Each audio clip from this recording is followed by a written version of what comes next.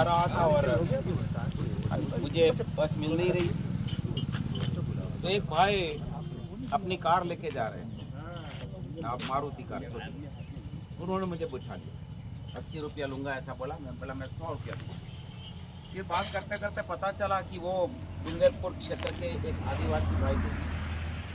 मैं आधा आदिवासी थी, मेरी घरवाली आदिवासी, और हम तो राणा थे, तो हम लोग तो राणा प्रताप के असली लोग हैं, और वो दोनों भाई भाई थे, तो हम लोग यहाँ समझी जी हो गए। अच्छा हुआ। तो मैंने उनके साथ बात करते करते मुझे पता चला कि पूरे विश्व में आदिवासी जागरण चल रहा है। ये बात करीब 15 साल पहले की है, और वे जर्मनी जाके आए आदिवासी विकास के लिए, जो एक बहुत बड़ी विश्वव्यापी एक अधिवेशन बुलाया गया, तो उसमें गए। उसके बाद उनका पैसा शुरू हो गया। मैंने बोला कि हमारे लोगों के लिए आपने क्या किया, तो कुछ ये हमारी कमजोरी।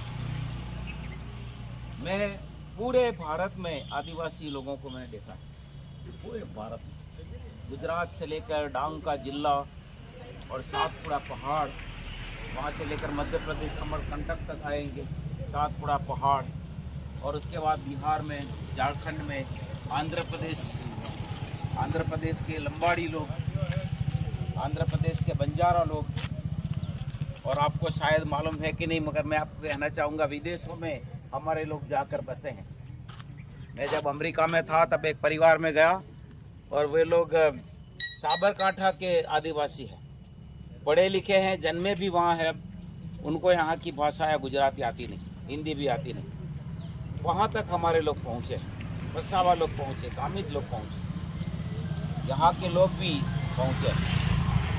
ऐसे यदि हम देखें तो भारत में आज 80% से भी ज़्यादा आदिवासी हैं। हम क्या कुछ नहीं कर सकते हैं, हम सब कुछ कर सकते हैं। जब तावड़ साहब थे, मेघराज तावड़ साहब, हम मिलके यही बातें करते थे। मैं उनको कहता था कि सर कितने देशों में गया, 55 देशों में घूम के आया हूँ मैं, और 55 देशों में हर जगह पर आदिवासी, और हमारे जैसे कपड़े भी पहनते हैं। रेड इंडियन कहलाने वाले अमेरिका के लोग, वो भी आदिवासी, और वो हमारे जैसे कपड़े वहाँ पहनते हैं। और ये इतने सारे विश्वव्यापी यदि जन जागरण शुरू हो रहा है, और हमारा भाई जाकर आने जाने का उसको किराया मिला प्लेन का, बस जाकर उसने अपना पैसा कमा के आ गया, और उसको पैसा आ रहा है बैंक में सीधा, मगर उसने हमारे लिए कुछ नहीं किया।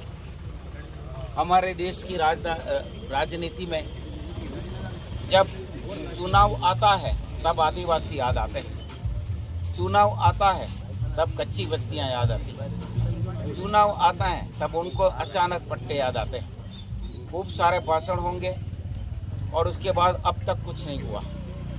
मेघराज साहब ने तो अपना पूरी जिंदगी उसमें दे दी, और उनके अंत्येष्टि में कौन गया? मैं गया था गाड़ी करके, मैंने देखा। ये हमारी कमजोरी। तो मैं निवेदन करना चाहता हूं कि हम कमजोरी में से बाहर आ रहे। हम चाहे तो देश में हमारी चहेती सरकार को बिठा सकते हैं। मिजोरम में, अभी मणिपुर में जो हुआ, वो तो आदिवासी लोग थे, और आपस में लड़ा दिए उनको हिंदू मुसलमान करके।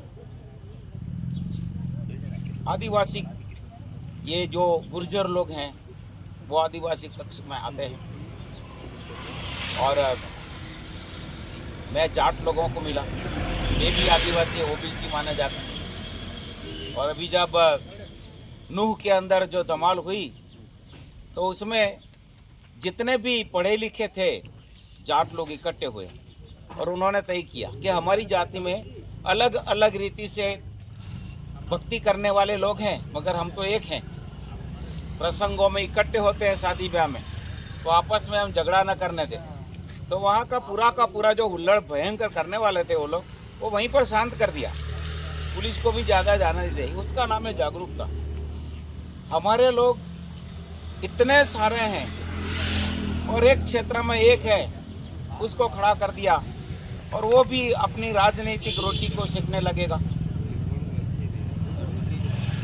उमा भारती ओबीसी है, बंगारू लक्ष्मण वो आदिवासी था और उसको बेचारे को हवाले में डाल दिया। हवाले में से सब लोग निकल गए, वो तिड़प तड़प के मर गए आखिरी में। मैंने महावीर बघोरा साहब को बोला था कि आपको कड़ा किया है और आपने 1 करोड़ रुपया ऐसा उछाल उछाल के दिखाया, फिर आपको क्या हुआ बताइए मुझे। मैंने उनकी मृत्यु हो गई, तब तक रोजाना मैं उनको चलते हुए देखता था। हमारे पास गरासिया साहब, चुन्नीलाल गरासिया आदिवासी कहाँ है अब? और उनके साथ वाले जो लोग हैं, जो आदिवासी को छोड़कर अन्य जाति के जो लोग हैं, वे तो ऊंचे दर्जे पर आ गए। यदि आप आदिवासी हैं तो कांग्रेस हो या भाजपा हो या कोई भी पार्टी हो, उनकी एक पॉलिसी है कि आप ज्यादा से ज्यादा एमएलए बन सकेंगे और ज्यादा से ज्यादा एक मंत्री बनेंगे, मुख्यमंत्री नहीं बनेंगे। तो कांग्रेस ने कुछ जल्दी किया और कई लोगों को, आदिवासियों को खड़ा किया, तो ये पुरानों ने भी ऐसा किया। मगर हमारी जो युवा पीढ़ी है, जो पढ़े लिखे लोग हैं, जिन्होंने ग्रेजुएशन कर रखा है, उनको जब नौकरी मिलती है तो नौकरी मिलने में तो तकलीफ है, हमारा आरक्षण है फिर भी। और यदि किसी को नौकरी मिल जाए, मैं गांधीनगर गया गुजरात के, और वहाँ में आदिवासी भाइयों को, बड़े बड़े अफसर को मिला, तो वहाँ उप सचिव तक उनका प्रमोशन है, सचिव नहीं हो सकेंगे। उप सचिव तक होगा, सचिव नहीं हो पाएंगे। पांडव साहब हमारे आदिवासी है, बहुत बड़े डॉक्टर थे, हिम्मतनगर के हॉस्पिटल में उनको सुपरिंटेंडेंट बनना था। उसके पहले उनके पर केस कर दिया और जेल में भगा दिया, उनको डाल दिया, मालूम नहीं अभी कहाँ है। यहाँ तो कई जगह पर मैं देखा, हमारे देश से कई लोग निकल भी गए, चित्तौड़गढ़ से बंजारे और आदिवासी लोग निकल गए और यूरोप में जाके बस गए। आज मैं जब वहाँ गया था यूरोप में, तो वहाँ मैंने बंजारे लोगों को देखा, वो हमारे जैसे कपड़ा पहनते हैं और ऐसे ही कपड़े पहनते हैं, कल्ले सब।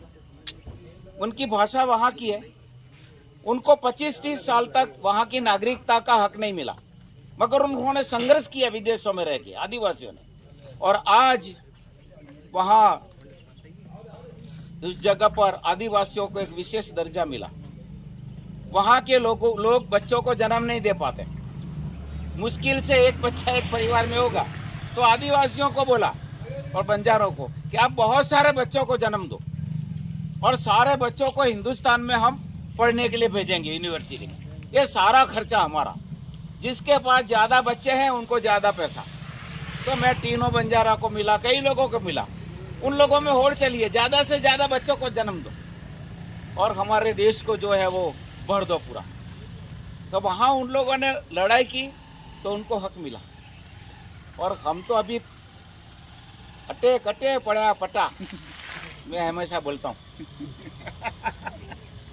मेरे पास तो कैसेट भी है, किसका घर कहाँ है, खड़े रख के हमने ली है। सब लोगों ने 30-30 रुपया मुझे दिया, किसी ने 100 रुपया दिया। अभी भी कैसेट है, उसकी मैं डीवीडी करने वाला हूँ, क्योंकि कैसेट अब चलती नहीं है। मैं ढूंढ रहा हूँ किसी स्टूडियो को। ये तो मेरे पास हमेशा एक अच्छा से अच्छा, एकराज तावड़ साहब के समय में हमने किया, दंजी भाई हमारे साथ थे, नारायण भाई, हमने हर जगह पर घूम के सब लोगों का फोटो लिया। किसने कहाँ बेचा वो भी हम जान सकेंगे। आने वाले दिनों में जब कुछ भी होगा तो हमारे पास एक दस्तावेज है इलेक्ट्रॉनिक मीडिया का, जो हम प्रस्तुत कर सकेंगे। कौन सी तारीख को कब हुआ वो वहाँ लिखा हुआ, सब लोगों के घर के पास हमने तख्तियाँ लगाई थी। मैं यह कहना चाहता हूँ कि नॉर्थ ईस्ट के अंदर नागालैंड, त्रिपुरा, हर जगह पर लोग पढ़े लिखे। और हमारे एक मंत्री थे महाराष्ट्र के, माणिकराव दादा, जो भारत के गृह मंत्री भी रहे, गृह राज्य मंत्री। उन्होंने कहा कि फादर राणा, यहाँ के लोग क्रिश्चियन हैं और वो लोग तो मानव पक्षी थे, हम तो मानव पक्षी थे नहीं। वो तो जो भी जाए उसको फाड़ के खा देते। वहाँ मिशनरियों ने काम किया तो वहाँ धर्मांतरण का वो कर दिया। वो लोग पढ़े लिखे कई देशों में जाके बस गए। IAS IPS ऑफिसर आप दिल्ली में जाइए, नॉर्थ ईस्ट के मिलेंगे, मिजोरम के, नागालैंड के लोग हैं, वो हमारा लहू है और इतना आगे बढ़ गए। हम उनके पास जाकर क्यों नहीं सीख सकते? तो हमें अभी तो जाहिर हो गया कि हम 80% है जंगलों में रहने वाले फिर भी, और हम मूल निवासी हैं। आदिवासी माने आदि माने मूल। हम यहाँ के ये इसी मिट्टी के हैं। बाहर से आए हुए लोग अभी कहते हैं कि हम भी इसी मिट्टी के हैं। मीणा लोग जो है वो ब्राह्मण थे, वो आदिवासी हो गए भरतपुर में, और उन्होंने अपना आदिवासी के रूप में उन्होंने अपना स्थान पा लिया। ये इसलिए है कि हम बटे हुए हैं। राणा पुंजा ने तो एक सेना खड़ी कर दी और कोई उनका दुश्मन नहीं रहा। बनियों में दूसरे लोगों में रहे, एक कोई आदिवासी जो राणा पुंजा के खिलाफ रहा और मुगलों के साथ जाके मिल गया। ये हमारी वक़्त है, ये हमारा चरित्र है। और छोटी सी बात जब आती है तो हम अनपढ़ होके और अंगूठा छाप होके बैठ गए हैं। मेरी आपसे यह गुजारिश है राणा पुंजा की से जन्म जयंती के प्रसंग में कि मैंने हमेशा प्रयास किया, मैं थक भी गया। अब तो मैं 72 साल का हो गया। यहाँ आया तब मैं 33 साल का था। कितने साल हो गए? 30-32 साल का था मैं। नई शादी हुई थी मेरे में। इतने वर्ष हो गए, हम लोग अभी तक एकता में नहीं आए। यदि हम एक हो गए उसका मतलब कोई भी गवर्नमेंट हमारे सामने झुक जाएगी। संविधान में छेड़छाड़ करने वाला कोई खड़ा नहीं होगा। लंदन में और अमेरिका में और यूनो में जाकर आदिवासियों ने केस लड़े हैं। भीमराव अंबेडकर के पोते ने केस लड़ा और जीत गया। ईवीएम मशीन जो जिसके अंदर गड़बड़ी होती है तो वहां जाके केस लड़ा और जीत गया। कभी न कभी केवल सुप्रीम कोर्ट को वो जजमेंट देना है, वर्ल्ड कोर्ट। हमारे लोगों ने यहाँ तक किया और हम तो जानते ही नहीं। मैं तो हर जगह पर जाके हमारे लोगों को ढूंढता हूँ। मॉरिशस पूरा भरा हुआ है, न्यूजीलैंड भरा हुआ है। वो हमारा आदिवासी लोग मजदूरी करने गए थे और मॉरिशस में अंग्रेज लोग चले गए तो सारे खेत और सारे मकान उन्हीं को मिल गए और वो मालिक हो गए। मॉरिशस एकमात्र देश है वहाँ घर का नंबर नहीं है, क्योंकि आदिवासी लोग नंबर नहीं रखते थे। रॉयल रोड बाल्बियों, तो वहाँ जाके पूछो भाई जो कहाँ है, तो जो का घर है मगर उसका नंबर नहीं। अब बड़ी बड़ी बिल्डिंगें जो बनी वो जो उनका नंबर है, मगर जिनके जमीन है उनको खेत मिला, उनको गन्ने के खेत मिल गए। टमाटर और गन्ना वहाँ बहुत है। शुगर फैक्ट्री वहाँ चलती, मारवाड़ी लोग अब जाके चला रहे हैं, मगर हमारे लोग बहुत सारे आगे आ गए। हम हमारे अपने देश में रहकर हम आगे क्यों नहीं? बहुत साल के बाद मैंने प्रवचन दिया। आदिवासी लोग इकट्ठे ही नहीं हुए, आपस में लड़ते रहे बस। यहाँ भी दारू पीने में और अर्जुन आया और दूसरा आया, सब लड़ते रहे बस। हम अपनी बातों को समझें। भाई मेघराज साहब ने आपको अध्यक्ष बना दिया तो अभी आप प्लॉट बेचो और पैसा थोड़ा हमको दो, यही लोग बोलते रहते थे। तो मुझे भी छोड़ देना पड़ा। मैंने तावड़ साहब को बोला कि सर उनके अंदर हम जाएंगे, हम लोग स्वयं बिगड़ने वाले हैं।